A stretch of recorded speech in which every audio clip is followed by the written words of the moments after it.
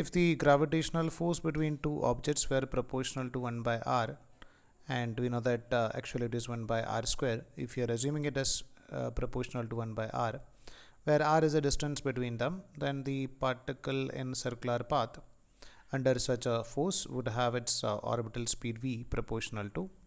So we can just go for the derivation of that orbital velocity.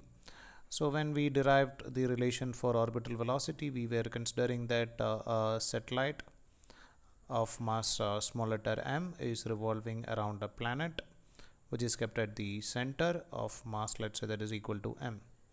And if the satellite is moving with an orbital velocity, let's say that is equal to v naught, and let's say the orbital radius is equal to, take it as something with small letter r or r naught.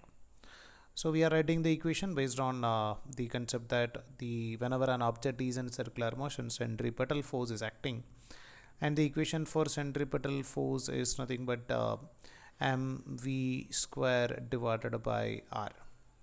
And we can say that this mv square by r is provided by, or centripetal force is provided by, gravitational force of attraction, which we can take it as gmm by, actually it is gmm by r square. According to this question, they are asking to consider it as gmm by r. It is inversely proportional to r, not proportional to r square.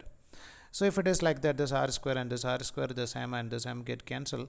So I'll get the value of orbital velocity is equal to root of gm. So it does not depends upon the value of orbital radius, or we can say that it is r raised to 0, or it is independent of r.